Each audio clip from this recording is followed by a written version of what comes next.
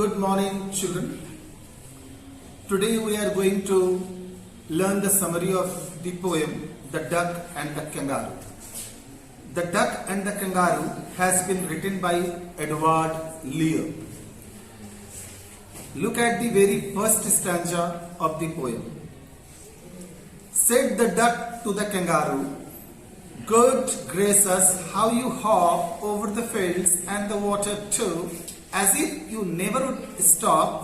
My life is a bore in this nasty pond, and I long to go out in the world beyond.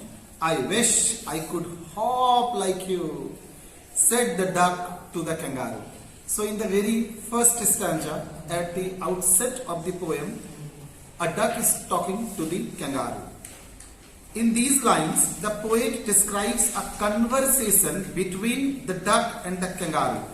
The duck is praising the kangaroo and the duck is praising the kangaroo, appreciating the habits of kangaroo. She expresses, duck symbolizes feminine gender. Okay, she expresses her wonder at how the kangaroo jumps over the fields and water bodies. Kangaroo can jump in water bodies also and on land also. Means he is enjoying his life to the full. Duck is female and the kangaroo is a male. In comparison to the kangaroo's life, her life is dull and boring in the dirty pond, in the nasty pond. Nasty means dirty. So the duck tells the kangaroo that I am here in the pond, in this nasty pond, and my life is completely boring. The duck expresses her wish to go in the world outside the pond and to jump like the kangaroo. So the duck wants to live like kangaroo. She imagines that the kangaroo lives a life of ecstasy. Okay, ecstasy means आनंद विभोर हो जाना, बहुत खुश होना. Now second stanza. Please give me a ride on your back, said the duck to the kangaroo. I would sit quiet, still, and say nothing but quack, quack, quack. The duck quacks. Snake hisses. Cat mews. In the similar manner, a duck quack. Okay. Means the sound produced by duck.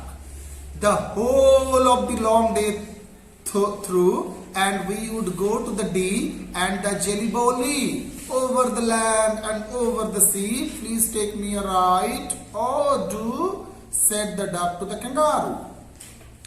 In the second stanza, the duck requests the kangaroo to give her a ride on his back. The duck expresses her heart's elation that she wants a ride on the back of the kangaroo. She wants to sit on the back of the kangaroo and enjoy the world outside the nasty pond. She says that she would stay quiet during the whole day and say nothing but quack. She is supposed to do quack, quack, quack, but she would not disturb the kangaroo in any else manner.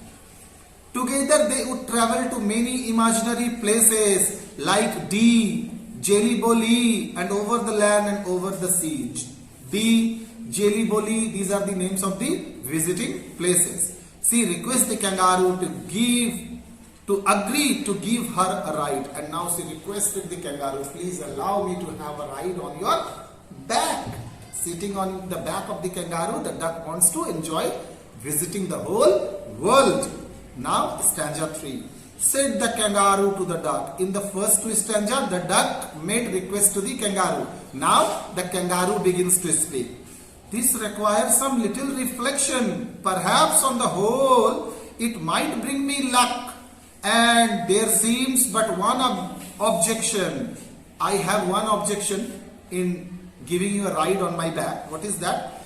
Which is, if you will let me speak so bold, your feet are unpleasantly wet and cold. Duck's feet are unpleasantly wet and cold and would probably give me the rheumatiz, said the kangaroo. Rheumatiz is a kind of disease. Okay.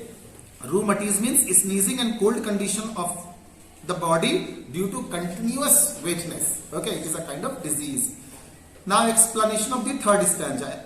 In this stanza, the kangaroo replies to the duck. The kangaroo tells her that he needs to think about the duck's request, whether it should be granted or not. He thinks that the duck's request might bring some good luck to him. But there is one objection to her request, to the request made by the duck. The kangaroo would tell her the objection if she let him speak boldly. He tells her that the duck's feet are wet and cold, which could possibly make him sick or ill due to cold. That is, he may be caught by rheumatiz. Now stanza 4th. Said the duck, as I sat on the rocks, I have thought over that completely, and I bought 4 pairs of worsted socks which fit my feet neatly, and to keep out the cold I have bought a clock, and every day a cigar I will smoke, all to follow my own dear true love for kangaroo. Worsted socks, a new word has been used. It means socks that give heat when worn upon. A kind of socks, moja hai, ठीक है? Wave fit with wave-like structure. Cloak, a kind of coat worn in winter. Okay, cloak means a coat which is normally worn in winter. Explanation of the 4th stanza.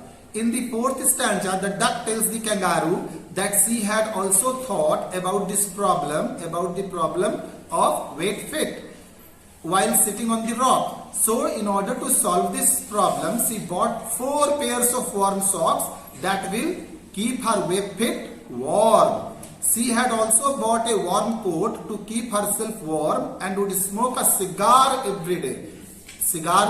Cigarette, if you smoke, if one smokes a cigarette, it keeps the body warm. Okay, it gives warmth to the body. So, the duck has done all this so that the kangaroo remains comfortable while she rides on her back, and they maintain true friendship. The kangaroo's back, she can sit on kangaroo's back and travel the whole world. Now, the last stanza, 5th one. Said the kangaroo, I am ready, all in the moonlight pale, but to balance me well. Dear duck, sit steady, don't move, okay?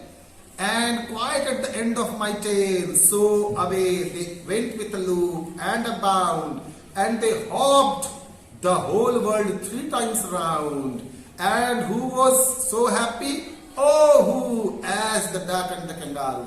So the most happiest creature of the world is the duck and the kangaroo. In the last stanza, the kangaroo is satisfied.